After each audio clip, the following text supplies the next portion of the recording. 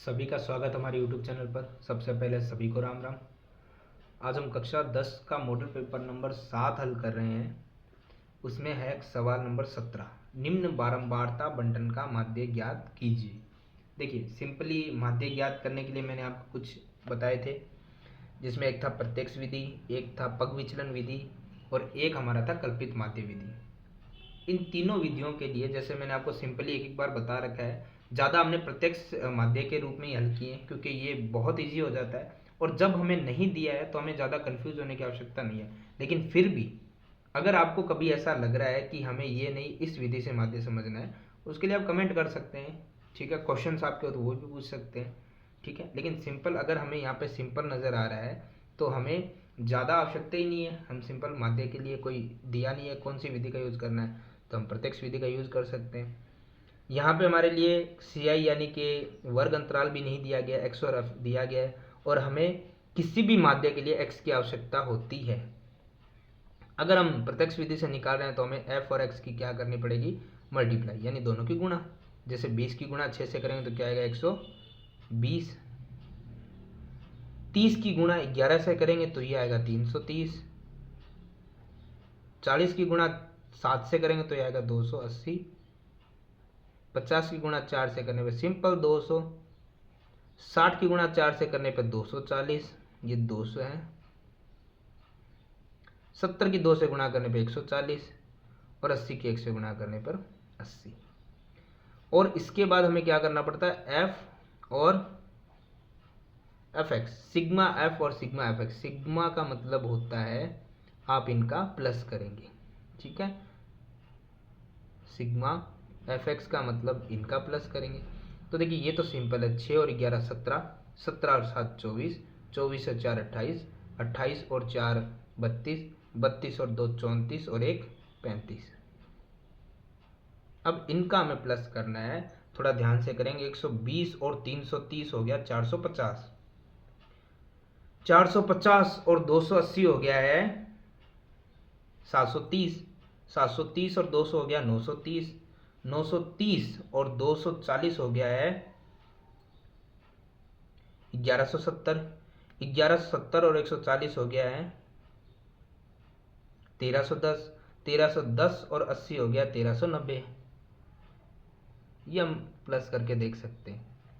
तो अब यदि सिर्फ प्रत्यक्ष विधि का ही प्रयोग कर रहे हैं क्योंकि एफ एक्स किया हमने, तो हम नॉर्मली यहाँ इसको हम यहाँ कर लेते हैं।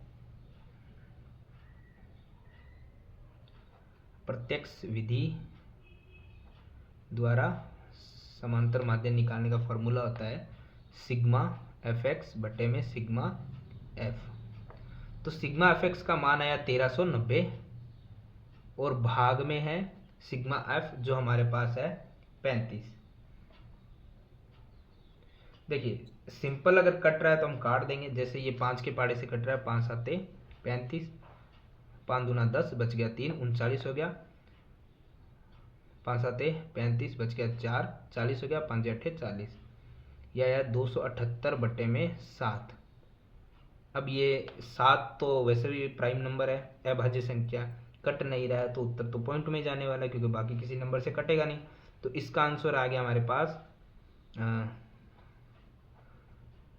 7 या 21 बच गया 6, 7 निम 63 बच गया 5 पॉइंट, 7 7 49 बच गया 1, 7 एकम 7 और ये आगे चलता रहेगा। यानी आंसर हमारा आया है 39.71 ऑलमोस्ट, बिकॉज ये आगे कंटिन्यू चल रहा था। तो ये हमारा सवाल नंबर 17 में जो पहला माध्य दिया है वो तो हो गया कंप्लीट। अब इसी में जो दूसरा दिया गया हमें बहुलक ज्ञात कीजिए। तो देखिए बहुलक के लिए हमें सिंपल क्या चाहिए होता है, एल, ठीक है। अगर हम पहले फॉर्मूला लिख लेते हैं बहुलक के लिए,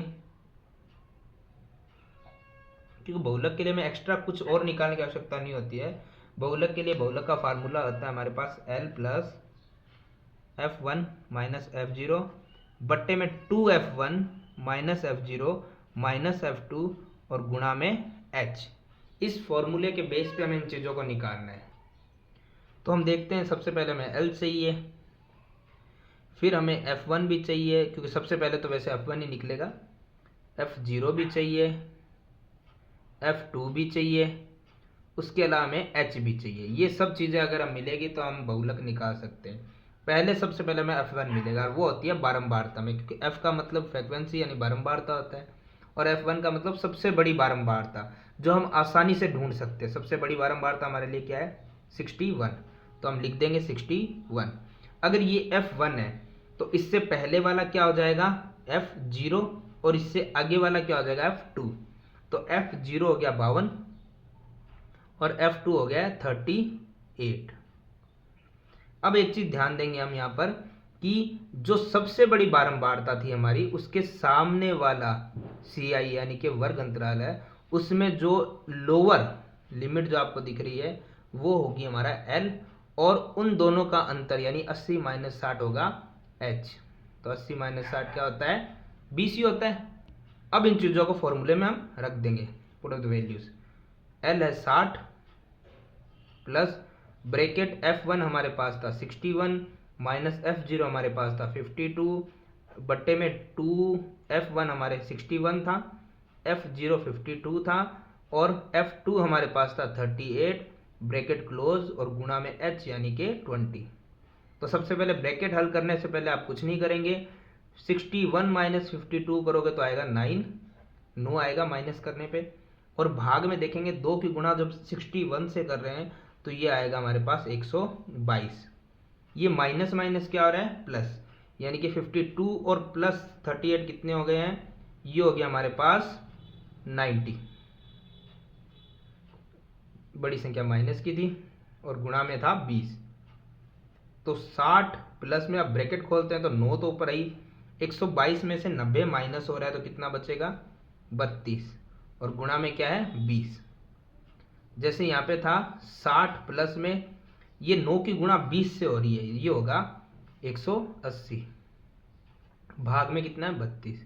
देखो सबसे पहले 60 हमें प्लस नहीं कर सकते हैं, पहले मल्टीप्लाई और डिवाइड जो भी है उनको हमें हल करना पड़ेगा। तो यहाँ पे जितना इसको हम हल कर सकते हैं उतना हल कर लेंगे। जैसे ये कट रहा है हमारे पास, 2 के पहाड़े से तो कट ही रहा है, 4 के पहाड़े से भी कट रहा है। 4 8 32, 4 चौक 16, बच गए 2, 4 5 20। तो यहाँ पे है 45 डिवाइड में 8। अब ये नहीं कट रहा है तो हम सिंपली क्या करेंगे, इसको हम पूरा जितना भी कट सकता काट देते। तो 8 के पहाड़े से 8 5 40, 5 बच गया, पॉइंट 5 ही बचेगा, पॉइंट आते 0 आ गया 50, 8 6 48, बच गया 2, 8 दूना 16, बच गया 4, 8 5 40। ये यहाँ पे जाए क्या हो गया? कंप्लीट। अब 60 + 5.625, पॉइंट वाले सीधे लिख दो आप, और पॉइंट से आगे है 60 और ये 5, कितना हो गया? 65। तो हमारा बहुलक कितना हो गया? 65.625। तो सवाल नंबर जो 17 था वो होता है समाप्त।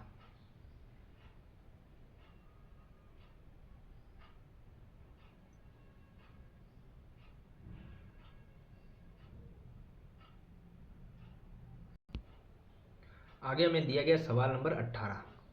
दो संख्याओं का योग 48 है, उनका गुणनफल 432 है, वो संख्याएं हमें बतानी है कितनी कितनी आ रही है।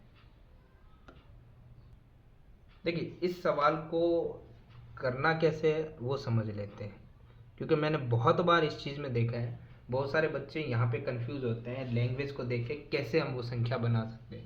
देखो आप सबसे पहले ये देखो, दोनों संख्या ही हमारे पास है ही नहीं, तो हम सबसे पहले क्या कर सकते हैं? मान सकते हैं। माना कि पहले तो पहली संख्या, और पहली संख्या क्या मान सकते हैं? x मान सकते हैं, और क्या मानेंगे? x y a b जो आपको मानना मानो। और दूसरी संख्या,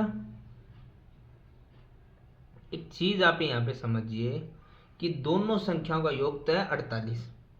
अगर मैं रफली इसको समझूं तो ये समझ सकता हूं कि जैसे अगर एक संख्या हमारे पास होती है, हम मान लेते हैं उसको, अगर मेरे पास 1 है और दूसरी मुझे पता नहीं है और दोनों का योग 48 दिया हुआ है, तो मैं क्या करूँगा? वो एक दूसरी संख्या छोड़ दूंगा और 48 में से पहली संख्या को माइनस कर लूँगा, तो दूसरी संख्या ऑटोमेटिक आएगी कि नहीं आएगी? आ जाएगी।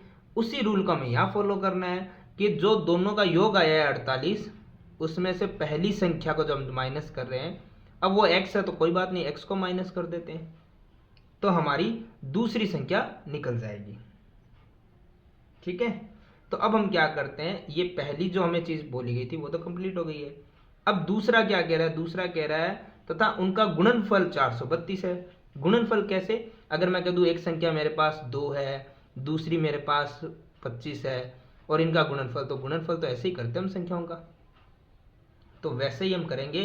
प्रश्न के अनुसार हमें क्या दिया गया यहाँ पर, गुणनफल, और पहली संख्या का, पहली हमने x मान ली है, दूसरी संख्या वो है 48 माइनस एक्स, और उनका गुणनफल कितना है हमारे पास 432। हमने एक्स्ट्रा कुछ नहीं किया, स्टेप बाय स्टेप जो हमें दिया गया है वही चीज़ हमने यहाँ पर लिखी है, संख्याएं ज्ञात करनी है। अब ये सारी जो इसने थी चीज़ें, जो स्टेटमेंट थी वो कंप्लीट हो गई है। अब इसे हम हल करते हैं। तो हमें पता है x की गुणा अगर 48 से करेंगे तो क्या आएगा 48x, फिर माइनस x की गुणा x से करेंगे तो क्या आएगा x स्क्वायर, बराबर में कितना है 432। अब हम देखते हैं कि सबसे पहले हमें एक्स स्क्वायर आगे करना है, लेकिन एक्स स्क्वायर तो माइनस का है, तो अब क्या करते हैं, जो बराबर से इधर उसको उधर करेंगे तो प्लस का हो जाएगा। कैसे देखते हैं, देखो बराबर से चाहे इस तरफ कर लो चाहे उधर कर लो एक ही बात होती है। ये माइनस का एक्स स्क्वायर इधर आएगा तो किसका हो जाएगा एक्स स्क्वायर का, प्लस का। ये 48 इधर आएगा तो किसका हो जाएगा माइनस का। और ध्यान से देखो ये 432 बराबर से इधर ही था और इधर ही है अभी, तो ये प्लस का था तो प्लस का ही रहेगा। अब बराबर से इधर रहा, क्या रहा है, कुछ नहीं रहा, तो क्या रहेगा 0। इसको हम चाहे ऐसे लिखे चाहे ऐसे लिख दे, कंफ्यूज होने की बात नहीं है। कहने का मतलब है ये संख्या 0 के बराबर है, तो इसको चाहे ऐसे लिख दो चाहे ऐसे लिख दो, दोनों 0 के बराबर ही आना है। अब ध्यान से देखो एक द्विघात समीकरण बन चुकी है और कॉमन कुछ नहीं आ रहा। सबसे पहले कॉमन देख लिया करो, देखो यहाँ कॉमन कुछ नहीं आ रहा है, तो कुछ नहीं आ रहा तो अब इसी को हल करना है। तो हमें पहले तो पहले पद की गुणा करनी है तीसरे पद से। एक है कुछ नहीं है, तो एक की गुणा 432 से करेंगे तो क्या आएगा 432 ही आएगा। तो हम पहले पद को और तीसरे पद को एक बार लिख देंगे, लेकिन उसकी गुणा हम कर लेंगे रफली कहीं 432, उसका हमें निकालना है गुणनखंड। 432 का हमें क्या निकालना था गुणनखंड, तो हम निकाल लेते हैं रफली अभाज्य गुणनखंड। जैसे 2 का भाग जा रहा है, 2 दूना 4, 2 एकम 2, 2 छिंग 12, फिर 2 का जा रहा है 2 एकम 2, 0 2 8 16, फिर 2 का 2 5 10, 2 चौके 8, फिर 2 का 2 दूना 4, 2 7 14। अब 3 का जा रहा है, 3 निम 27, 3 तिया 9 और 3 एकम 3। तो टुकड़े तो इतने सारे हो गए हमारे पास, 1 2 3 4 5 6 7, यानी कि 2 गुणा 2 गुणा 2 गुणा 2, 4 बार तो 2 आ रहा है और 3 बार आ रहा है 9। अब हमें क्या करना है, इन टुकड़ों से कुछ ऐसे नंबर बनाना है कि जो हमारे बीच में 48 है वो आ जाए। अब इनकी किस प्रकार से आप गुणा करके इन इतनी संख्याओं को सिर्फ 2 संख्याओं में विभक्त कीजिए, 2 पार्ट में टुकड़ा करने, हमें 2 पार्ट में बांटने इनको, इन टुकड़ों को, कि प्लस माइनस करने 48 आ जाए, क्योंकि गुणा करने पर तो 432 आ ही रहा है। तो हम इनको कैसे कर सकते हैं ये वो समझ लेते हैं। हम सबसे पहले क्या करेंगे, 2 की गुणा 2 से करते हैं, कितना आ रहा है 4। 4 की गुणा कर देंगे हम 2 से 8, हमें 48 लाना है ना, तो हम इसकी नहीं करते, हमें 48 के टुकड़े करने हैं, तो हम इसकी कर देते हैं 2 दूना 4 और इन 2 को छोड़ देते हैं, 4 तिया 12, एक कर देते हैं 12, और बाकी ये बचे थे 2 दूना 4, 4 तिया 12, 12 तिया 36, दोनों को प्लस करने पे क्या आ जाएगा 48। ये हमारे टुकड़े हो गए, एक 36 और एक 12। तो जो 36 और 12 हमारे जो टुकड़े हुए उनको आप आगे पीछे कैसे भी लिख सकते हैं। जैसे हम यहाँ पे 36 भी लिख सकते हैं और यहाँ पे 12 भी लिख सकते हैं, 12 को आगे भी लिख सकते हैं, 36 को पीछे भी लिख सकते हैं। बस एक ही चीज़ हमें ध्यान रखनी है, बीच वाली संख्या के सामने जो निशान है वो हमेशा बड़ी संख्या के आगे आएगा, चाहे आप 36 को यहाँ लिखे चाहे वहाँ लिखे। और अब हमें ये प्लस करने पे आएगा या माइनस करने पे आएगा, हम दोनों को प्लस करेंगे तो भी तो 48 आएगा, और यहाँ पे हमने माइनस लगा दिया है, तो माइनस और माइनस लगाएंगे तभी तो माइनस माइनस क्या होगा प्लस। तो हमें इन दोनों चीज़ों को भी ध्यान देना पड़ेगा। अब हमारे पास 4 पद है तो 2 2 ले लेते हैं कॉमन। इन दोनों पद में कॉमन क्या रहा है, x, तो x चला गया, एक x बचेगा, माइनस x गया, क्या बचेगा 36। यहाँ पे माइनस, दोनों में क्या आ रहा है 12 कॉमन आ रहा है, क्योंकि मैंने कहा था दोनों ब्रैकेट सेम बनने वाले हैं, तो 12 से 12 जाएगा तभी तो x बचेगा। बाहर माइनस, अंदर प्लस, क्या आ जाएगा माइनस, और अंदर 36 आने वाला है ये हमें पता है, लेकिन कैसे, 12 का इसमें भाग देंगे तब, 12 का 432 में भाग दे के देख लो 36 ही आएगा। और ये मैंने पहले बता रखा आपको, ब्रैकेट जो होता है वो क्या होता है, कॉमन सेम बनेगा, सेम कॉमन बनेगा तो उसको बाहर ले लो, और जो ब्रैकेट से बाहर है ये कॉमन आ गया, -12 ये कॉमन आ गया। तो अब हम क्या ले सकते हैं, या तो आएगा x माइनस 36 या आएगा x माइनस 12। और कैसे आएगा, ये x है, -36 बराबर 0 है, तो ये x रहेगा, ये माइनस का 36 इधर है, किसका आ जाएगा प्लस का, या फिर आएगा x, ये माइनस का 12 बराबर से इधर आएगा, किसका आ जाएगा प्लस का।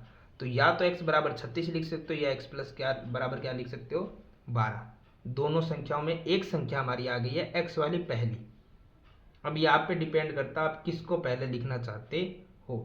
जैसे मैंने लिख दिया, मेरी पहली संख्या मैंने मानी,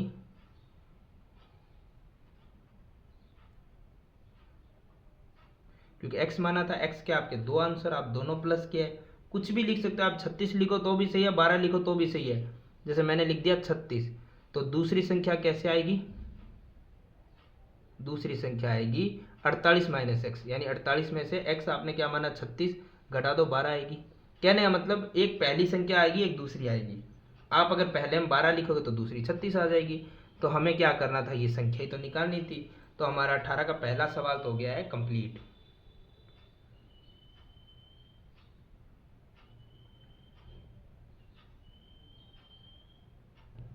आगे है सवाल नंबर 18 में, जो अथवा में हमें सवाल दिया गया कि दो ऐसे क्रमागत विषम धनात्मक पूर्णांक लिखो जिनके वर्गों का योग 290 हो। देखिए सबसे पहले क्रमागत क्या होता है ये समझ लेते हैं। हमें एक चीज ध्यान रखनी पड़ेगी, हमें यहाँ पे दो क्रमागत विषम धनात्मक पूर्णांक दिए गए हैं, ठीक है, मतलब पूछे गए हैं। अब हमें सबसे पहले वो दोनों धनात्मक पूर्णांक क्या है वो निकालने जरूरी है। और ये कैसे निकलेंगे इसके लिए हम एक चीज समझ लेते हैं। जैसे आपने मानो एक पूर्णांक आपने x मान लिया, क्योंकि सबसे पहले तो मानना ही पड़ेगा। अब दो धनात्मक पूर्णांक है, तो एक पूर्णांक x है, दूसरा क्या है, धनात्मक का मतलब होता है पॉजिटिव, यानी कि प्लस में, यानी प्लस में आएगा, ये नेगेटिव ऋणात्मक होता है। तो चलो धनात्मक का मतलब तो प्लस हो गया, पूर्णांक x मान लिया। दूसरा बोला क्रमागत, क्रमागत का मतलब ये होता है कि अगर मान लो एक संख्या आपने 5 ली है तो क्रमागत दूसरी यानी कि आगे आने वाली 6, तीसरी बोले तो 7, अगली बोले तो 8। और ये कैसे आते हैं कि पहले वाले में प्लस करो तो दूसरा आ जाएगा, फिर अगले वाले में प्लस करो तो अगला आ जाएगा, अगले वाले में प्लस करो तो अगला, तो ये प्रक्रिया चलती रहती है। तो कहने मतलब आपने पूर्णांक पहला x माना है तो दूसरा क्रमागत है, तो क्रमागत कैसे आएगा, उस x में एक को प्लस कर दो अगला पूर्णांक आ जाएगा। हमें पता है कि x में प्लस एक कैसे करें, लेकिन ये हमारी समीकरण बनने में सहायता प्रदान करेगा। तो ये होता है क्रमागत, यानी हर बार एक ही प्लस होता रहेगा। अगर तीसरा पूर्णांक पूछेगा तो हम x प्लस एक, क्योंकि आगे वाला तो यही है ना, उसमें एक प्लस कर देंगे। कैसे समझे नहीं, जैसे पहला 5 था और आपको दूसरा भी पूछ लिया, तीसरा भी पूछ लिया, तो आप कैसे बताएंगे, पहले वाले में एक जोड़ेंगे तो आएगा 6। अब मान लो मेरे को क्या करना है कि यहाँ पर अगले वाले में एक को प्लस करना है, तो अगला वाला मेरा है ये वाला, तो इसी में प्लस करूंगा ना। और ऐसे नहीं तो ऐसे भी समझ सकता हूँ, पहले वाले में एक तो प्लस कर ही रहा था, अब एक और प्लस करना पड़ेगा तो मेरे पास 7 आ जाएगा। तो कहने का मतलब यही है कि इस प्रकार से आपके क्रमागत पूर्णांक बनते रहते हैं। तो हम यहाँ क्या करते हैं, सबसे पहले छोटा वाला पूर्णांक मान लेते हैं। कहने मतलब पहला पूर्णांक भी लिख सकते हो, छोटा पूर्णांक भी लिख सकते हो, कुछ भी कर सकते हो आप। x मान लिया, और ये मानना है तो मानना लगाइए आगे, मानना है, ठीक है ना, माना की। अब एक पूर्णांक हमारे पास है तो दूसरा पूर्णांक, ये पहला भी लिख सकते थे, हमने छोटा लिख दिया, आप पहला भी लिख सकते हो, पहला पूर्णांक, ठीक है। दूसरा पूर्णांक मैंने बोल दिया कि क्रमागत है, तो क्रमागत का मतलब क्या होगा, आपको +1 करते रहना है। अब हमें पता है कि यहाँ पे x प्लस हम +1 करते, लेकिन अब एक और चीज़ यहाँ पे सुनने में आई हमें कि +1 कर दो तो अगला हो जाएगा, लेकिन इसे बोला विषम। सम दे देता तो भी यही चीज़ हम अप्लाई करते, जो अब अप्लाई करेंगे। विषम दे रहा है तो भी वो अप्लाई करेंगे। देखिए, सम और विषम के बीच में हमेशा एक संख्या का अंतर होता है। यानी कहने का मतलब ये है कि अगर विषम है, मान लो मैंने सोचा कि ये पहला वाला 5 होगा, तो अगला 6 नहीं होगा, 7 होगा। 7 कैसे आएगा? 2 को प्लस करने पे। तो मैंने यही कहा था, अगर सम होता तो भी +2 करते, नॉर्मल होता तो +1 कर देते। ये चीज़ थोड़ा ध्यान रखना हमेशा कि मैंने 2 प्लस क्यों किया। आप चाहते हैं तो इस चीज़ को मैं दोबारा समझा दूंगा, लेकिन अभी के लिए आप ये समझिए, पहला पूर्णांक x है, दूसरा x + 2 है। ठीक है, इस चीज़ को मैं इसके एंड में आपको फिर से एक बार दोबारा बताता हूँ रफली। ठीक है, पर वो पूरा कंप्लीट बताऊंगा आपको। दोनों पूर्णांक हमारे पास है। अब ये कह रहा है इनके वर्गों का योग 290 है।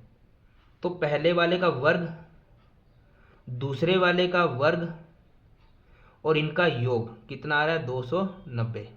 पहले का वर्ग दूसरे का वर्ग पूरा कंप्लीट होल स्क्वायर होएगा, और दोनों का +290 आ रहा है।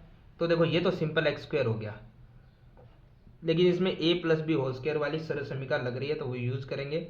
a का स्क्वायर यानी x का square plus 2ab plus b का स्क्वायर बराबर में 290।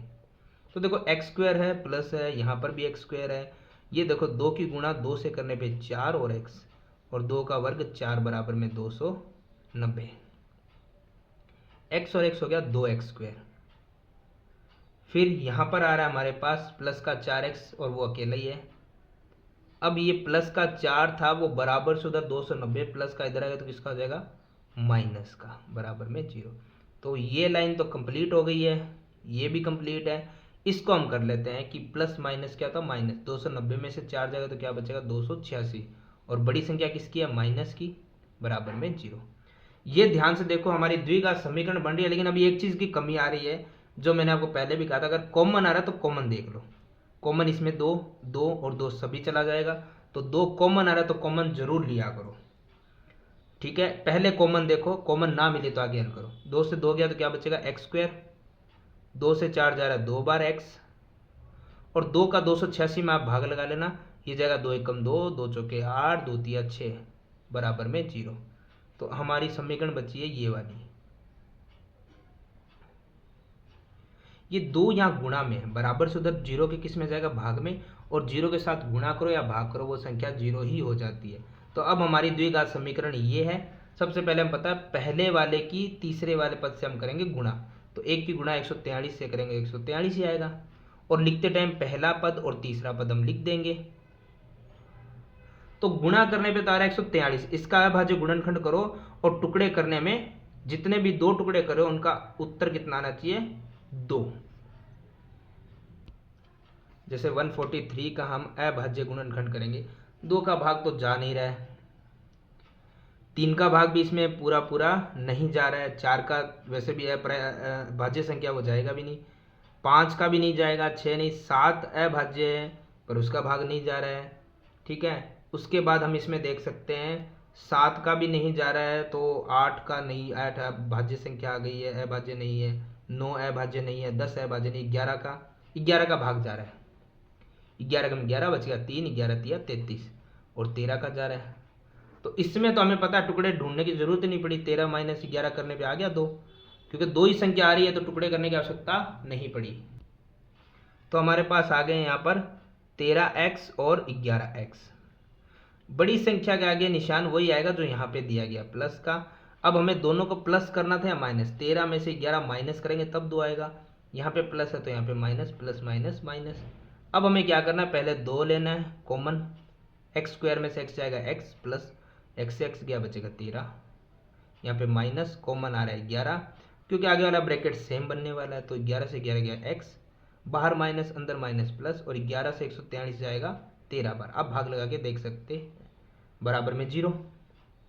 जो ब्रैकेट आपका कॉमन है वो बाहर लिख दीजिए, जो ब्रैकेट से बाहर है उनको लिख दीजिए, बराबर में 0। तो अब क्या बन रहा है यहाँ पे? देखो, या तो बन रहा है x + 13 बराबर 0, या फिर आ रहा है x - 11 बराबर 0, यही तो आ रहे हैं अब हमारे पास।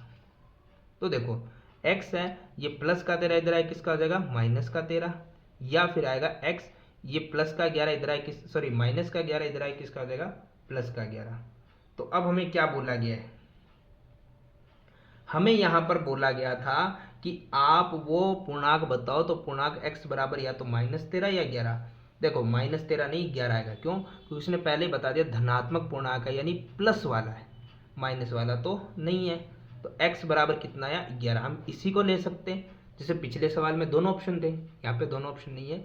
इसने बोला था ना पॉजिटिव धनात्मक, तो धनात्मक वाला ऑप्शन लेंगे, ऋणात्मक वाला नहीं। अगर ऋणात्मक देता तो फिर हम ऋणात्मक की तरफ जाते, लेकिन अभी धनात्मक दिया तो धनात्मक की तरफ जाएंगे। x क्या था हमारा, छोटा पूर्णांक या पहला पूर्णांक, ठीक है हम लिख सकते हैं पहला पूर्णांक या छोटा पूर्णांक, कुछ भी लिख दो आप। वैसे मैंने छोटा माना था, मैं छोटा लिख देता हूँ। कितना था x कितना आ गया हमारे पास 11। दूसरा पूर्णांक भी बताना है क्योंकि हमें तो दोनों ही बताने ना। तो हमें पता है कि x प्लस 2 करना होगा, तो x हमारे पास 11 है, प्लस 2 करेंगे तो 13। अब मैंने ये प्लस 1 क्यों नहीं किया वो चीज़ समझ लेते हैं।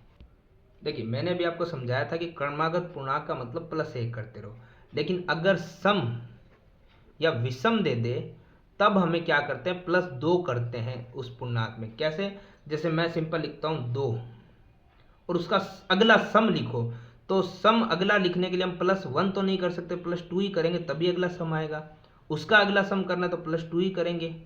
विषम में भी ऐसे ही करते हैं, अगर अगला विषम मान लो 9 है तो अगला विषम 1 करने पे तो सम हो जाएगा, तो 2 ही करना पड़ेगा। अगर अगला करना है तो 2 ही करना पड़ेगा। तो ये सम और विषम दे जब +2 हो जाते हैं, वरना क्रमागत +1 ही चलता रहता है। जैसे अभी हमारा आंसर आया था 11वां, तो अगला हम +1 करते तो अगला तो विषम नहीं सम हो जाता, लेकिन हमें पता है विषम करना तो अगला आएगा 13 ही आएगा, 11 के बाद अगली विषम संख्या। तो इस तरीके से ये हमारा सवाल पूरा हो गया है कंप्लीट, सवाल नंबर 18।